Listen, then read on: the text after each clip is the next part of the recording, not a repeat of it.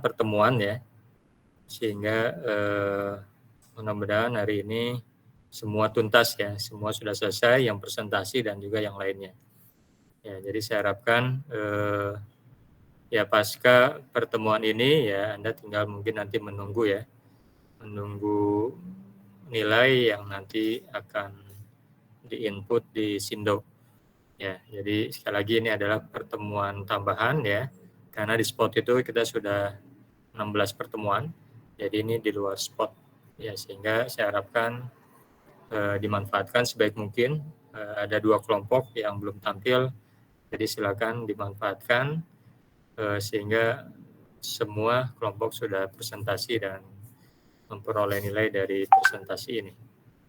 Untuk mempersingkat waktu, saya silakan kepada kelompok yang akan tampil ya. Dari moderator nanti bisa memimpin jalannya diskusi ini. Mangga. Izin share screen, Pak.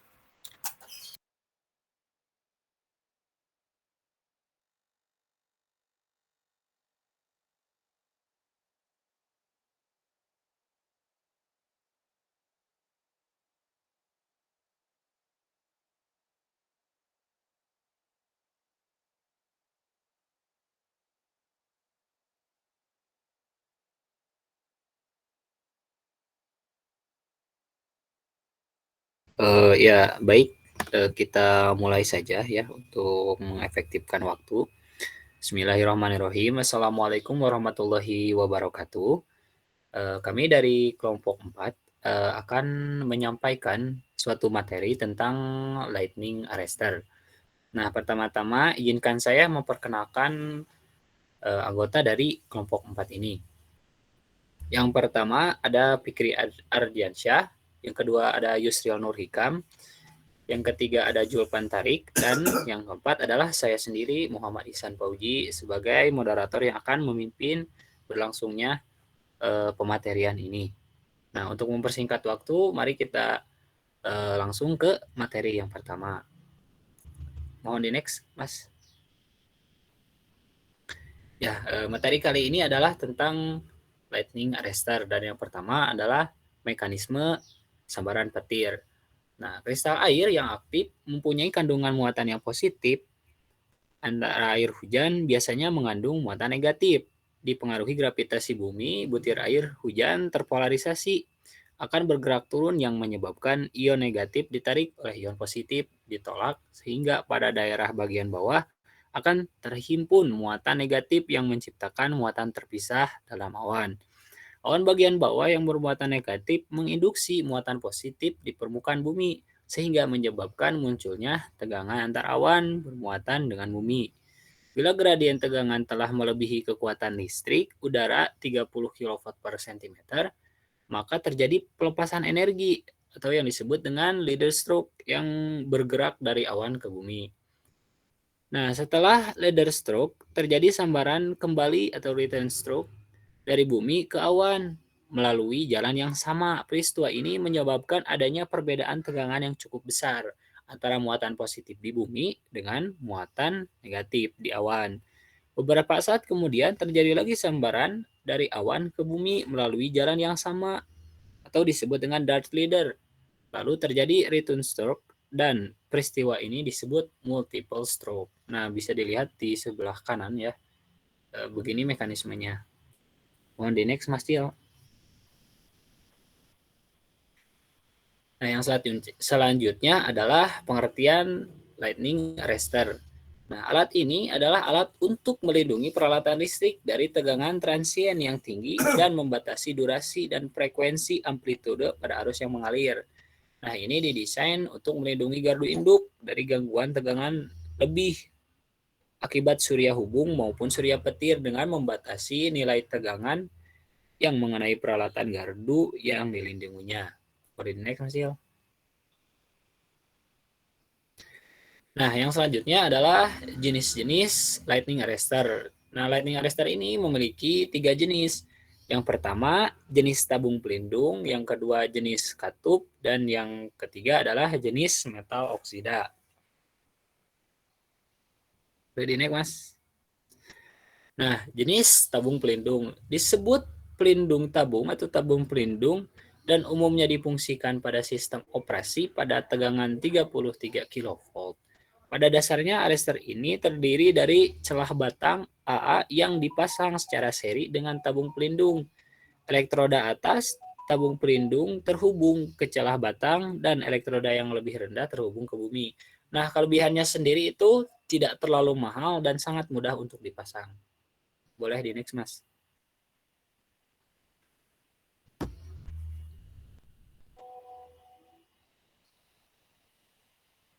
Ya, terima kasih. Untuk materi selanjutnya akan saya sambung. Ya, selanjutnya ada jenis arrestor katup. Nah, jenis arrestor katup menggabungkan resistor nonlinear dan secara lurus digunakan pada sistem operasi tegangan tinggi. Terdiri atas dua pemasangan. Mensejajarkan spark graph, cakram resistor nonlinear secara seri. Elemen nonlinear dihubungkan secara seri dengan spark graph dan bumi. Resistor nonlinear memiliki sifat resistensi tinggi terhadap aliran arus ketika tegangan sistem non-normal diterapkan, tapi resistensinya rendah terhadap aliran arus gelombang tinggi. Arrestor jenis katup dibagi menjadi 3, ada jenis gardu, jenis saluran, jenis gardu untuk mesin-mesin. Yang ketiga adalah jenis metal oksida. Jenis yang paling banyak digunakan saat ini merupakan jenis yang banyak digunakan saat ini. Penangkal petir dalam logam oksida adalah yang paling maju sebagai pelindung tegangan lebih. Hal ini banyak digunakan sebagai perangkat pelindung terhadap switching dan tegangan lebih petir pada sistem tenaga listrik seperti transformator daya, distributor, generator, kapasitor, kompensasi. Nah, untuk selanjutnya ada bagian-bagian dari arrestor, bagian-bagian terpenting dari arrestor. Nah, yang pertama itu ada elektroda. Elektroda itu merupakan komponen yang berfungsi sebagai terminal dari arrestor. Elektroda ini dihubungkan dengan bagian yang bertegangan di bagian atas dan elektroda bawah dihubungkan ke dalam tanah. Nah, selanjutnya ada sela percikan dan tahanan katup atau tahanan nonlinear.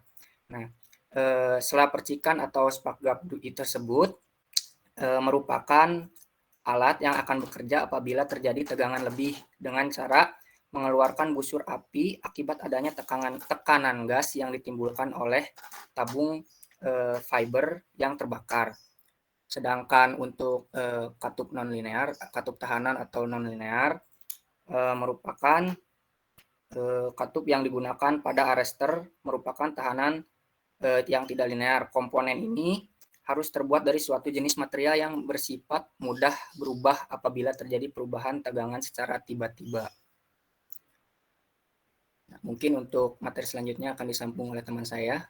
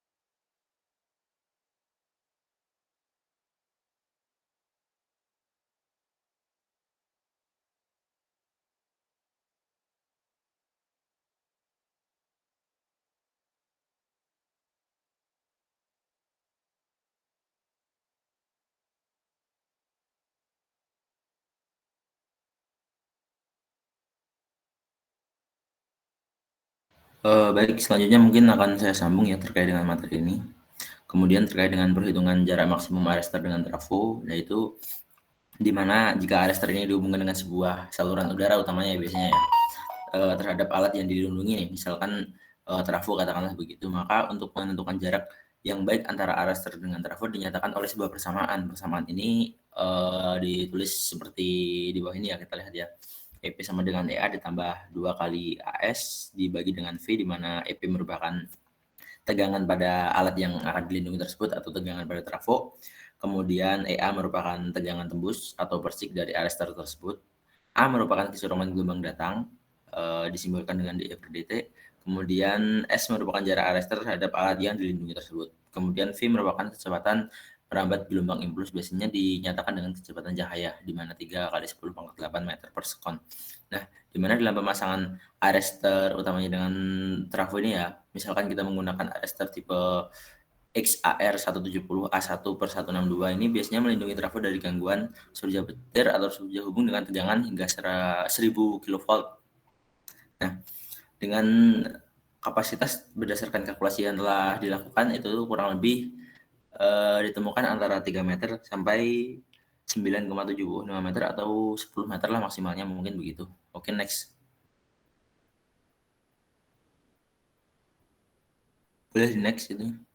Nah, terkait dengan kondisi perbaikan, ini kondisi perbaikan itu ada perbaikan secara general dan perbaikan secara khusus, mungkin bisa dikatakan begitu. Nah, terkait kondisi-kondisi yang harus dilakukan general itu bagaimana dan secara khusus itu bagaimana, mungkin kondisinya ada di next slide-nya. Silakan di next. Nah, untuk kondisi perbaikan sendiri ya, ini biasanya untuk operasi normal biasanya di bawah kondisi layanan normal seperti suhu ambien udara itu rentangnya antara minus 40 derajat hingga plus 40 derajat Celcius. Kemudian terkait dengan radiasi matahari secara biasa, secara sehari-harinya gitu ya. Kemudian ketinggiannya tidak melebihi 1000 meter, ketinggian di atas permukaan lautnya. Kemudian frekuensi catur daya AC tidak kurang dari 48 Hz dan tidak melebihi 62 Hz. Kecepatan anginnya ini kurang dari 34 meter per sekon, ini untuk kondisi perbaikan biasa biasanya, untuk secara generalnya. Mungkin kondisi perbaikan secara khusus ada di slide selanjutnya ya. Bisa di next. Nah, untuk kondisi perbaikan yang tidak biasa itu biasanya surya arrestor mengalami kondisi yang lain dari aplikasi atau layanan yang mungkin normal, yang mungkin diperlukan pertimbangan khusus dalam desain manufaktur atau aplikasinya. Penggunaan standar dalam kasus kondisi pelayanan normal dikenai kesepakatan antara pembuatan dan pembeli. Daftar kondisi pelayanan yang normal yang mungkin diberikan ketika kondisi perbaikannya dilakukan secara khusus itu mungkin ketika ada kondisi-kondisi seperti suhunya lebih dari 40 derajat atau di bawah minus 40 derajat, kemudian ketinggian yang lebih dari 1000 meter dari atas permukaan laut, misalkan di daerah pegunungan mungkin ya. Kemudian frekuensi sistem nominal di bawah 48 Hz atau di atas 62 Hz. Kemudian transportasi atau penyimpanan yang tidak biasa, getaran atau guncangan mekanik yang tidak biasa. Oke, next. Nah, mungkin itu saja Pak presentasi dari kelompok kami. Untuk selanjutnya silakan kepada moderator. Ya, terima kasih kepada teman-teman yang sudah menyampaikan presentasi dan materinya. Nah, untuk sesi sekarang ada sesi tanya jawab. Nah, dipersilakan untuk teman-teman yang ingin bertanya menggunakan fitur raise hand atau langsung dengan mengetik di kolom chat pertanyaannya. Saya batasi untuk 3 orang terlebih dahulu. Nah, silakan kepada teman-teman yang ingin bertanya.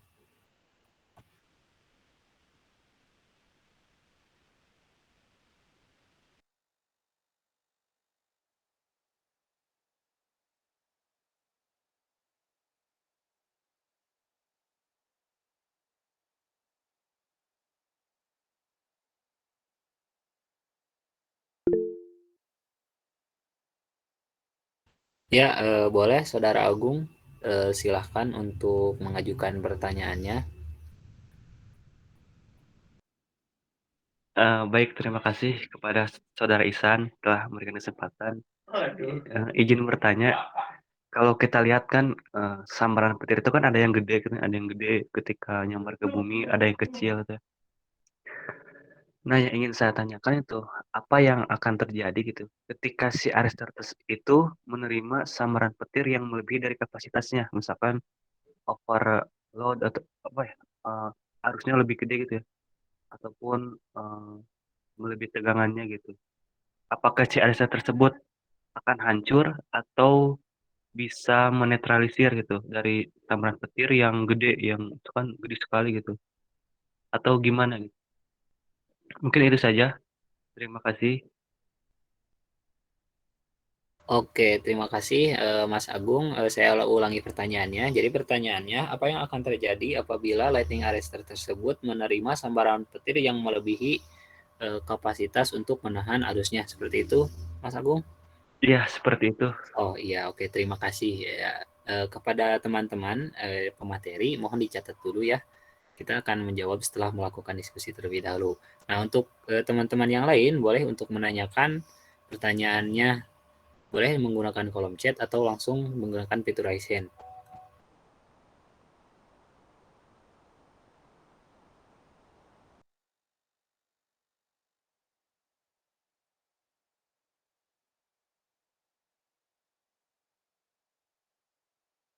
Mungkin saya boleh sedikit berpendapat ya, bukan menjawab tapi sedikit berpendapat terkait dengan pertanyaan dari Agung tadi.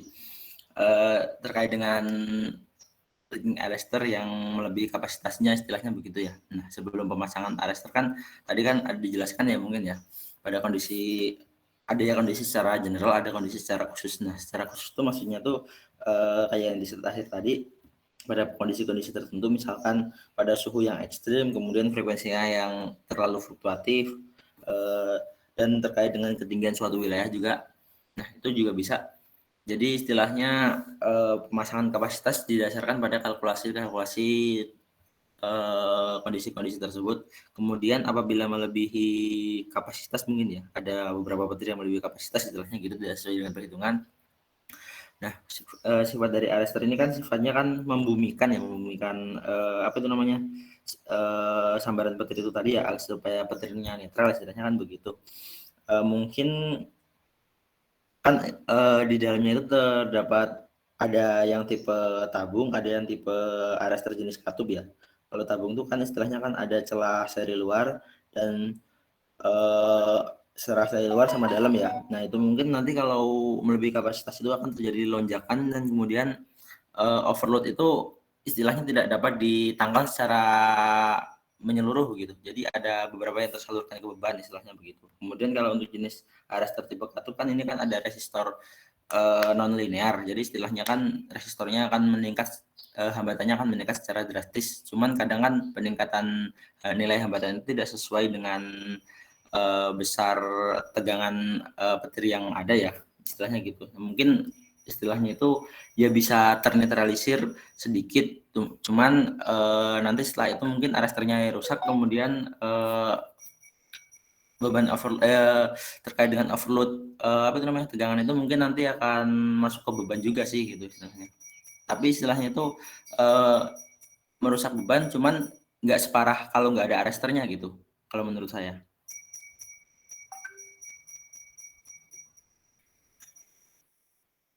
Gimana Mas Agung? Oh ya, baik-baik. Terima kasih atas jawabannya Mas Fikri. Terus itu kan tadi series itu kan akan di netralkan ya ke bumi gitu ya. Nah, apakah nanti ke depannya apakah memungkinkan tuh si listrik yang didapat dari air tersebut bisa diolah kembali gitu atau dimanfaatkan untuk eh, apa istilahnya, dimanfaatkan listriknya gitu oleh kita gitu, atau hanya tetap, atau hanya langsung dinetralkan ke bumi gitu si listrik yang didapat dari arisan Kalau itu gitu. terkait dengan pemanfaatan mungkin ada beberapa kajian kemarin ya yang membahas itu, cuman karena sifatnya petir itu kan random ya di semua tempat gitu, jadi kan sulit untuk ditangkap secara pasti gitu kalau mau dimanfaatkan kembali itu. Tapi kalau kemungkinan kecil sih mungkin bisa, soalnya kan banyak penelitian yang mencoba apa itu menganalisis terkait petir itu kan, mungkin begitu. Tapi untuk istilahnya penangkapannya petir itu yang susah tuh gitu. Soalnya kan petir itu kan random gitu di segala tempat. Oh ya, baik, terima kasih Mas Fikri atas penjelasannya.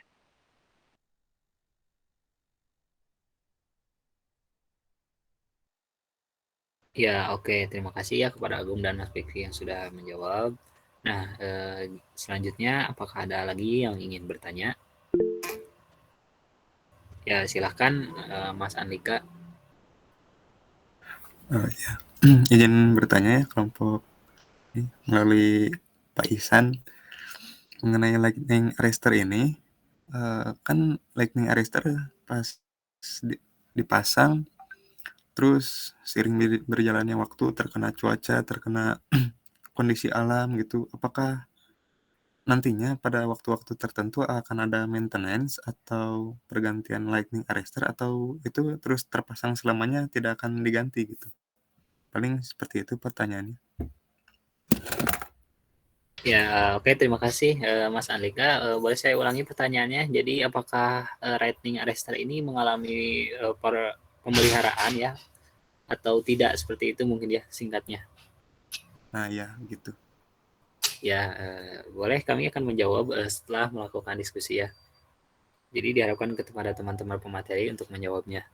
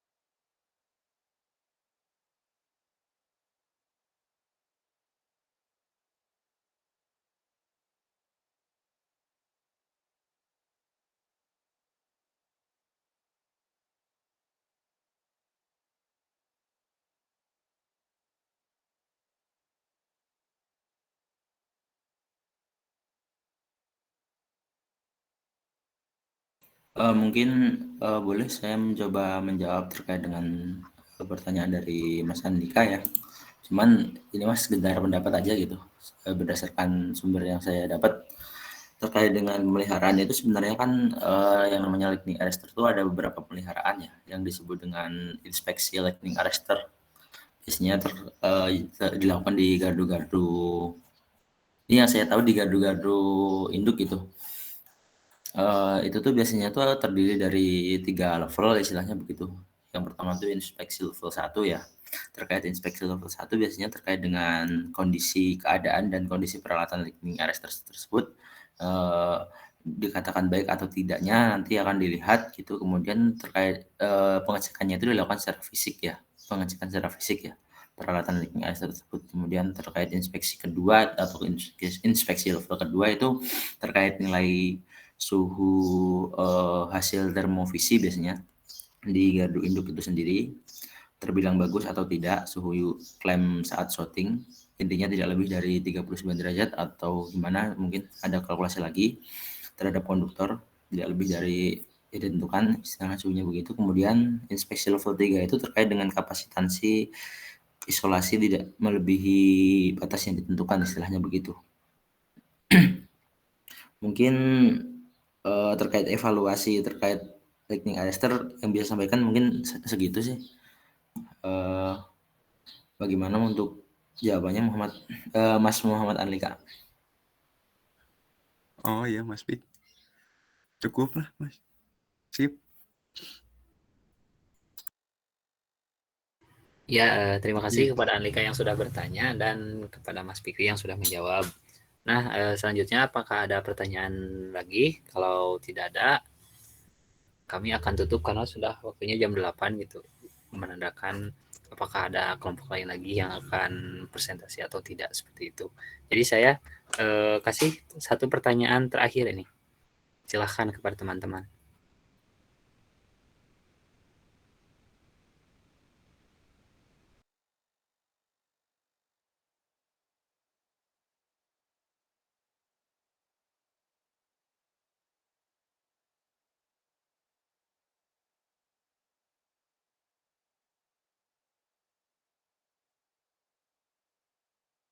Ya, karena mungkin tidak ada lagi teman-teman yang ingin bertanya, jadi saya selaku moderator akan menutup presentasi pada hari ini.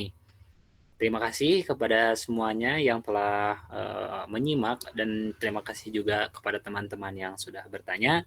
Saya mewakili rekan-rekan kelompok saya dari kelompok 4 mengucapkan wassalamualaikum warahmatullahi wabarakatuh. Waalaikumsalam warahmatullahi wabarakatuh.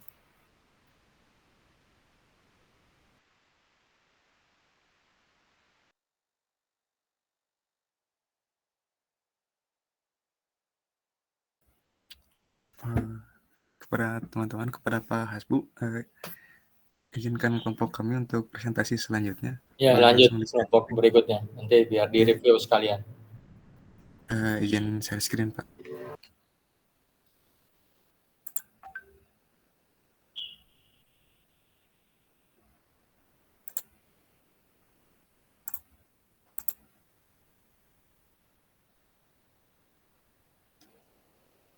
Apakah sudah terlihat share screen-nya? Sudah, Mas. Oh ya, baik. Sebelumnya selamat pagi semuanya. Assalamualaikum warahmatullahi wabarakatuh. Ya, assalatu wassalamu ala asrofil anbiya'i wal mursalin. Semoga kita semua berada dalam rahmat dan karunia Allah Subhanahu wa taala. Pada pagi hari ini kelompok kami akan menjelaskan presentasi mengenai pengaruh corona terhadap rugi-rugi daya pada tegangan tinggi. Nah, sebelumnya perkenalkan kami dari kelompok ini yang beranggotakan saya sendiri, Muhammad Andika Harfian, kemudian ada Rafli Atari, kemudian ada Yusuf Ihsan.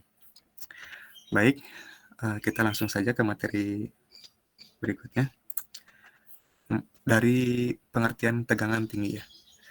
Tegangan tinggi ini memiliki pengertian atau definisi, yaitu semua tegangan yang dianggap cukup tinggi oleh para teknisi listrik sehingga diperlukan pengujian dan pengukuran terhadap tegangan tinggi yang bersifat khusus dan memerlukan teknik-teknik tertentu, atau di mana gejala-gejala tegangan tinggi mulai terjadi. Mungkin seperti itu definisi dari tegangan tinggi.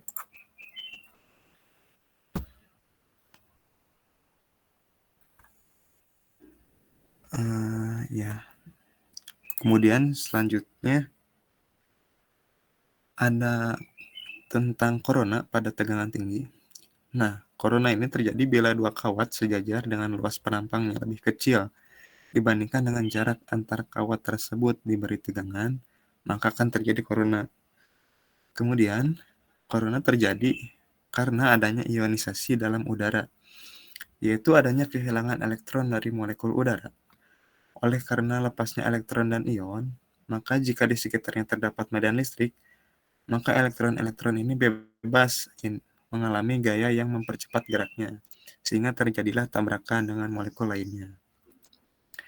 Nah, kemudian definisi corona sendiri yaitu suatu proses konduksi gas di sekitar konduktor akibat terjadinya ionisasi dari molekul udara di sekeliling konduktor tersebut.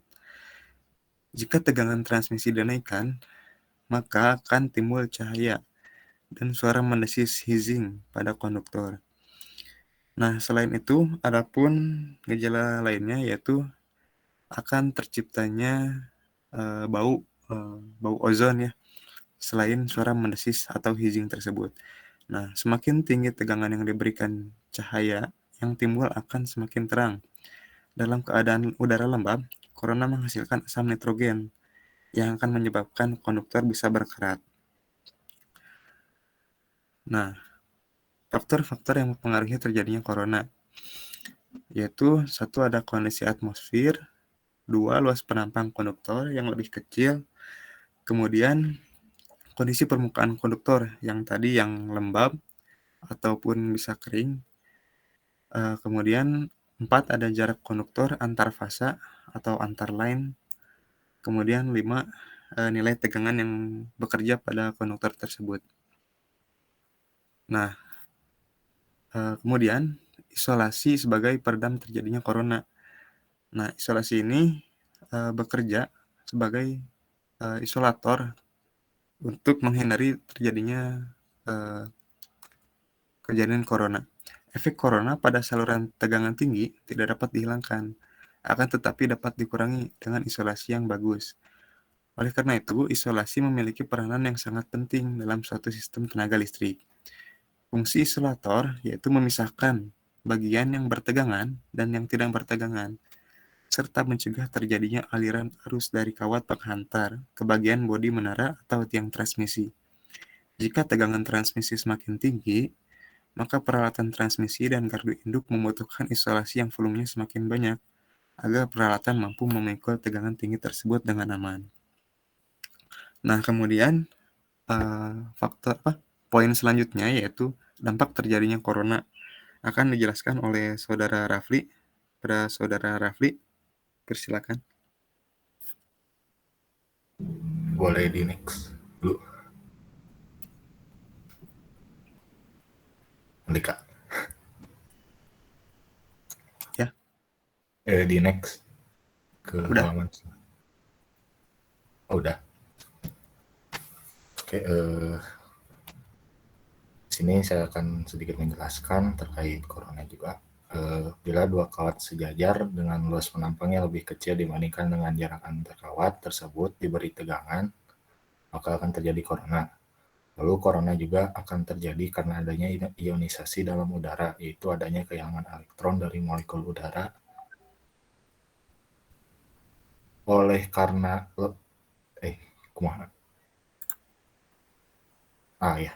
mohon maaf. Untuk selanjutnya yaitu rugi-rugi daya corona. Ion dan elektron yang bergerak di udara dapat bergerak dan memiliki percepatan karena adanya energi kinetik yang diberikan oleh sistem tenaga listrik. Energi kinetik tersebut didapat dari sistem dan dikatakan sebagai energi yang hilang atau bisa disebut rugi daya. Energi yang hilang ini terdisipasi dalam bentuk panas, suara, dan cahaya seperti yang sudah tadi dijelaskan juga. Lalu energi yang terdisipasi dalam bentuk panas, suara, dan cahaya inilah yang dimaksud dengan rugi daya corona. Lanjut.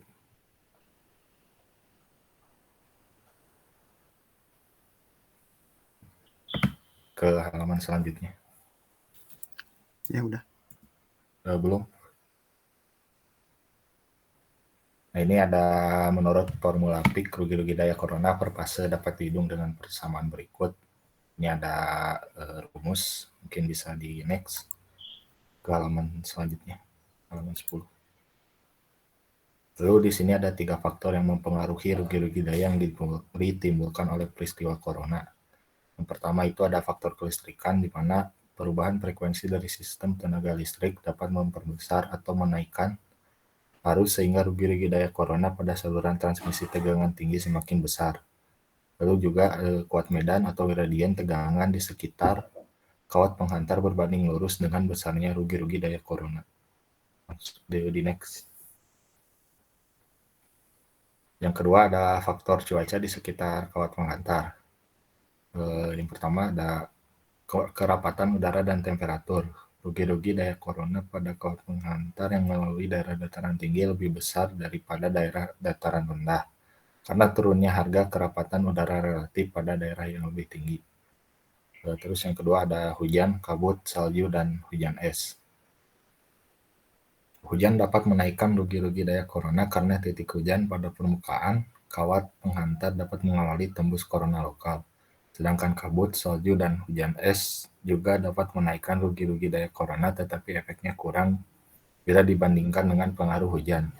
Dan yang terakhir ada konduktivitas udara atau daya hantar udara, di mana daya hantar ion di udara sangat tergantung pada daerah.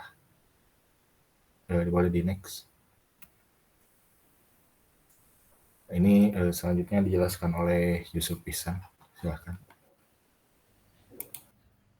Ya. Faktor yang mempengaruhi besarnya rugi-rugi daya corona yang ketiga ialah faktor dari kawat penghantar atau konduktor. Yang pertama, diameter dari kawat penghantar. Dengan memperbesar diameter kawat penghantar, maka kuat medan pada permukaan kawat penghantar akan diperkecil sehingga rugi-rugi daya corona akan berkurang. Yang kedua ialah jumlah penghantar per fasa. Pada tegangan tinggi atau saluran transmisi, umumnya penghantar yang digunakan tidak berupa penghantar kawat tunggal maupun beberapa kawat yang dipilin atau disebut penghantar berkas. Pada penghantar berkas, efek perisai bersama atau mutual shielding effect dari sub penghantar akan mengurangi gradien tegangan masing-masing penghantar, sehingga akan mengurangi nilai dari rugi-rugi daya corona. Ya, next. Kemudian ada kondisi dari permukaan kawat penghantar. Karena kawat penghantar beroperasi pada atmosfer normal, maka pada permukaan kawat akan terdapat kotoran, minyak, debu, dan lain-lain. Pengotoran pada permukaan ini dan juga ketidakrataan permukaan akan menyebabkan tegangan tembus yang lebih awal, sehingga hal ini akan menyebabkan rugi-rugi daya corona semakin bertambah besar. Ya, next. Yang selanjutnya ialah pemanasan kawat penghantar karena naiknya arus beban.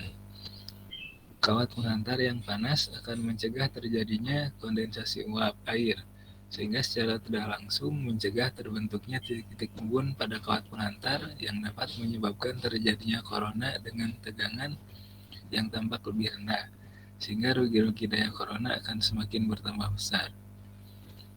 Kemudian poin E ialah konduktivitas dari material. Konduktivitas hanya tergantung pada temperatur.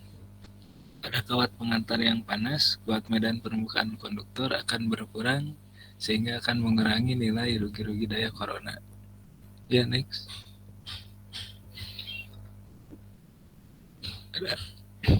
Ada 4 dampak yang ditimbulkan oleh fenomena corona pada tegangan tinggi. Yang pertama ada audible noise atau suara berisik audio, yaitu suara berisik mirip dengan suara mendesis. Yang kedua ada radio interference, yakni gangguan interferensi pada gelombang radio. Suatu penerima gelombang radio jenis AM akan terganggu oleh suara desis corona. Yang ketiga ada cahaya violet yang ditimbulkan pada titik terjadinya corona. Kemudian yang keempat ada ozonisasi, yaitu timbulnya gas dan bau ozon. Next.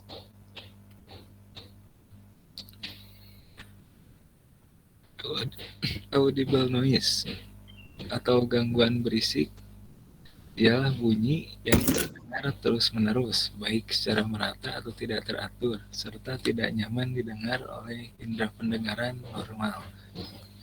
Audible dapat disebabkan oleh mesin-mesin industri, alat transportasi, maupun suara akibat corona pada saluran transmisi.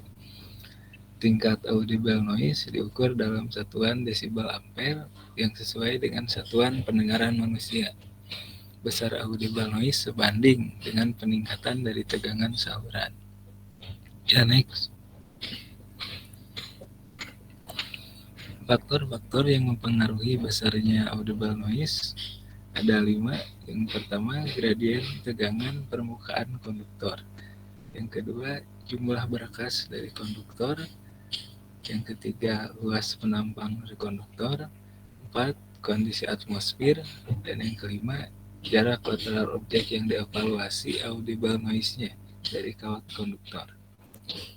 Ya, next.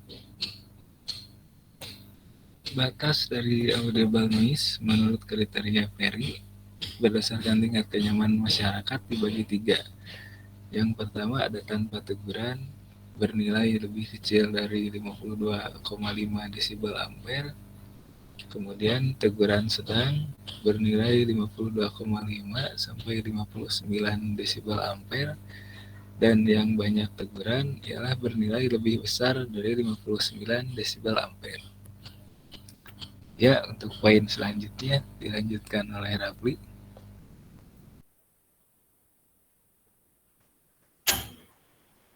Ya, di sini juga ada terkait komponen audible noise. Audible noise yang dihasilkan oleh corona pada transmisi daya dianggap terdiri dari 2 komponen besar. Yang pertama adalah komponen broadband, yang mempunyai frekuensi tinggi yang mempunyai keistimewaan dari noise yang berada di sekitarnya.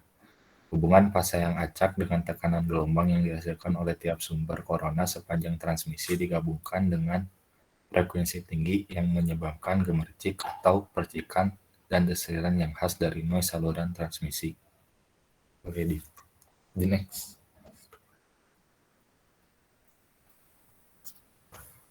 Lalu yang komponen yang kedua adalah nada asli dengan frekuensi rendah yang dilapiskan di atas broadband noise. Pelepasan noise menghasilkan ion positif dan ion negatif di bawah pengaruh medan listrik AC di sekeliling konduktor secara berubah-ubah ditarik dan ditolak dari konduktor. Gerakan ini juga yang menentukan sebuah gelombang bunyi bertekanan yang mempunyai frekuensi dua kali lebih besar, yaitu 120 Hz. Untuk sistem 60 Hz, harmonik yang lebih tinggi 240 Hz mungkin juga ada, tetapi secara umum tidak begitu penting. Boleh di next. Ini dijelaskan oleh Andika, silahkan. Ya, baik. Nah, pada slide ini akan terjadi peristiwa corona sebagai contoh ya. Peristiwa corona pada saluran transmisi dari PLTU Tanjung Jati B ke Ungaran. Nah, hasil penelitian menunjukkan pengaruh rugi corona dalam penyaluran daya listrik bertegangan ekstra tinggi cukup signifikan. Dalam penelitian ini, rugi corona mencapai 1,35%, yaitu pada penyaluran daya 1880 MV ampere menggunakan penghantar Garnet atau ACSR 3x392,77 mm persegi. Nah, kemudian untuk mereduksi corona pada saluran transmisi dalam sistem transmisi daya listrik yang sangat panjang, memungkinkan juga nilai tegangan pada saat berbeban lebih besar daripada saat beban nol. Karena pengaruh kapasitansi saluran yang cukup besar, maka perlu dipasang reaktor induktif di sisi penerima atau pusat beban untuk mengkompensasi pengaruh kapasitansi saluran tersebut. Nah, kemudian ada corona dalam stabilitas sistem tenaga listrik. Pengaruh corona terhadap stabilitas pada saluran transmisi tegangan tinggi cukup signifikan. Semakin tinggi nilai tegangan transmisinya, maka pengaruh corona terhadap stabilitas sistem semakin besar. Maka dari itu, diperlukan adanya perhitungan tersendiri tentang stabilitas dan corona. Nah, mungkin presentasi dari kelompok kami sekian. Apabila ada yang ingin ditanyakan kepada teman-teman, silakan boleh menggunakan fitur raise hand atau boleh chat di kolom pesan. Silakan kepada teman-teman, mungkin ada yang ingin ditanyakan.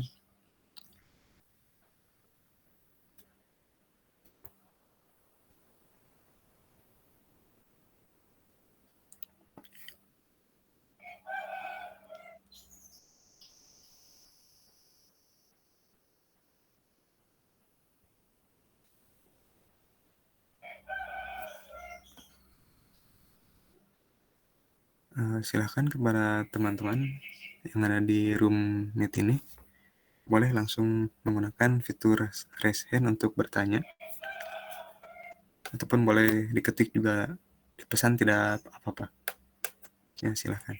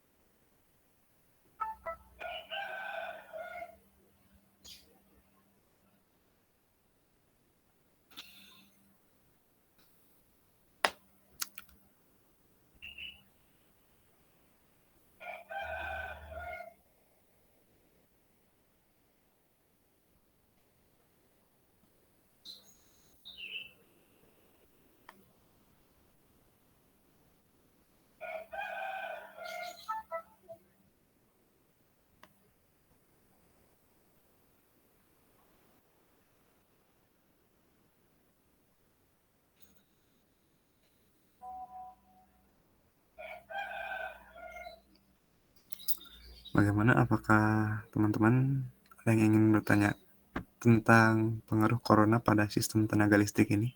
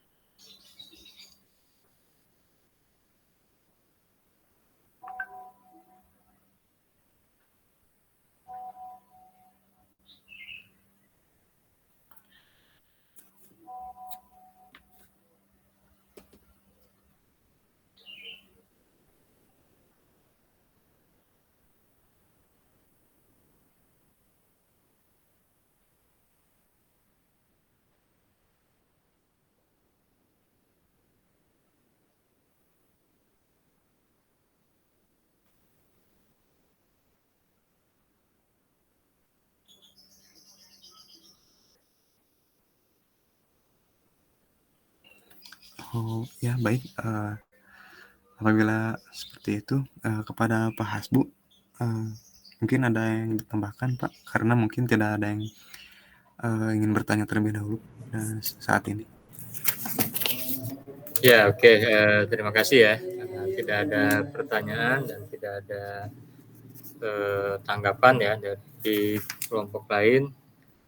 Saya hanya ingin menambahkan ya berkaitan dengan tema meeting pada pagi hari ini, tema presentasi.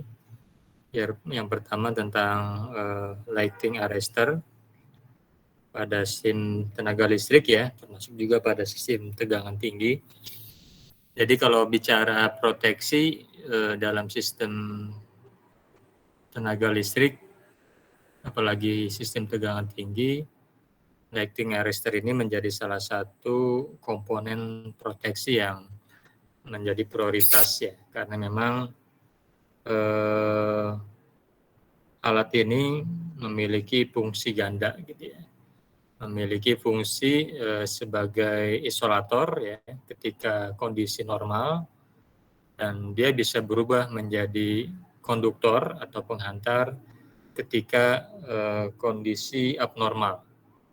Nah, sehingga bagi peralatan-peralatan yang memiliki isolator, ini tentunya yang memiliki lighting arrestor, maka diharapkan ini bisa terjaga ya dari surya ya, jadi tegangan surya, baik itu surya petir ya ataupun surya yang lainnya. Nah, oleh karena itu bagaimanapun ya sistem yang dibangun ya dengan menggunakan lighting arrestor ini menjaga ya sistem supaya tetap aman. Karena prinsipnya bahwa ketika terjadi sambaran petir ya secara langsung ini menyebabkan gelombang berjalan ya dengan tegangan impuls sampai 1,2 ya kali 50 per second gitu ya. Nah, sehingga diharapkan dengan adanya lighting arrestor ini itu bisa dikendalikan ya atau bisa diproteksi sehingga rambatan gelombang berjalan itu tidak mengenai peralatan-peralatan seperti trafo dan sebagainya. Nah, makanya penempatan posisi lighting arrestor juga diharapkan berada ya, tidak terlalu jauh dan juga tidak terlalu dekat dari peralatan-peralatan yang akan dilindungi. Nah, lalu kaitannya juga dengan pemeliharaan ya. Jadi pemeliharaan lighting arrestor ini sama halnya seperti peralatan-peralatan proteksi lainnya ya. Tentu diharapkan dengan maintenance, maka lifetime dari LE ini itu bisa bertahan lama ya. Karena kalau misalnya tidak dilakukan pemeliharaan, maka otomatis ya peralatan-peralatan yang kita gunakan, apalagi di area terbuka ya, outdoor gitu ya, itu biasanya tidak bertahan lama, bahkan belum saatnya rusak bisa cepat rusak ya. Karena bagaimanapun ini salah satu hal yang menjadi perhatian ya ketika kita menggunakan peralatan-peralatan pada sistem tenaga listrik. Nah, ada dua pemeliharaan yang sering dilakukan. Ada yang kita kenal dengan preventive maintenance ya. Ya, jadi ini ya tindakan ya, antisipasi yang dilakukan untuk tetap menjaga performa dari lighting arrestor. Ya. Di sini nanti preventive maintenance itu misalnya ada schedule ya restoration, ada schedule discard dan sebagainya. Ini biasanya dilakukan secara berkala gitu ya. Dengan asumsi bahwa meskipun kondisinya masih baik atau kondisinya masih normal, tetap saja preventive maintenance ini dilakukan. Ya, jadi yang namanya preventive itu kan apapun ya namanya ya. Pemeliharaan itu baik pemeliharaan tubuh kita, pemeliharaan kendaraan kita, nah itu biasanya dilakukan. Ya, tanpa harus menunggu rusak atau gangguan terlebih dahulu. Nah, itu ya. Jadi ada misalnya schedule restoration ya, jadi dia melakukan sebuah restorasi secara umum ya, ataupun discard ya pada pemeliharaan lighting arrestor. Lalu yang kedua itu biasanya predictive ya, jadi pemeliharaan yang dilakukan secara berkala ya, jadi bisa memprediksi ya kapan peralatan ini harus diganti, harus dilakukan perbaikan, bahkan misalnya perombakan total. Nah, sehingga dengan adanya predictive maintenance ya, setiap peralatan itu bisa terjaga dari kondisi aus ataupun rusak ya. Jadi kita bisa memprediksi. Di sana misalnya ada condition ya, maintenance, lifetime prediction, condition monitoring dan sebagainya. Jadi bisa berupa monitoring, bisa berupa pemeliharaan dasar gitu ya, ataupun bisa berupa prediksi sejauh mana kerja dari lighting arrestor ini bisa berfungsi. Nah, sehingga kedua pemeliharaan ini baik prediktif maupun preventif ketika itu dilakukan, maka ya peralatan-peralatan yang ada di sistem tenaga listrik itu akan aman, akan bisa berfungsi secara lama dan juga kinerjanya itu bisa diandalkan. Tapi kalau pemeliharaan ini tidak dilakukan, maka ya banyak sekali ya gangguan-gangguan yang sering terjadi akibat kita tidak melakukan pemeliharaan secara berkala. Nah, itu berkaitan dengan lighting arrestor ya, sehingga pada prinsipnya ini salah satu proteksi yang memang diharapkan bisa menjaga sistem secara andal gitu ya, terutama untuk menjaga peralatan-peralatan yang mudah terkena gangguan ya, baik gangguan hubung singkat ataupun misalnya gangguan dari sambaran petir. Nah, yang kedua tadi yang disampaikan oleh kelompok kedua tentang corona, ya ini sebenarnya kan sudah pernah dijelaskan gitu ya.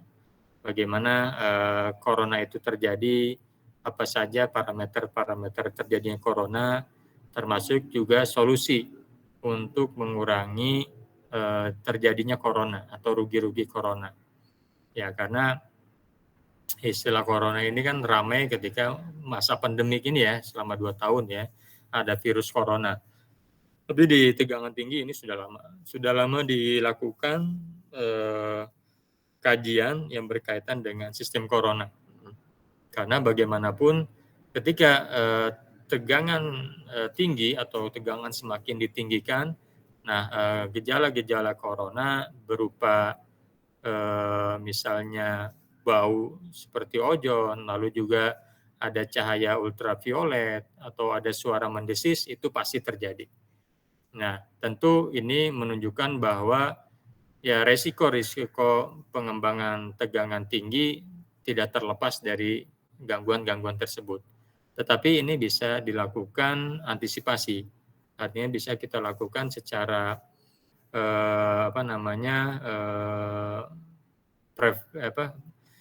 baik gitu ya, bagaimana sistem bisa mengurangi terjadinya corona.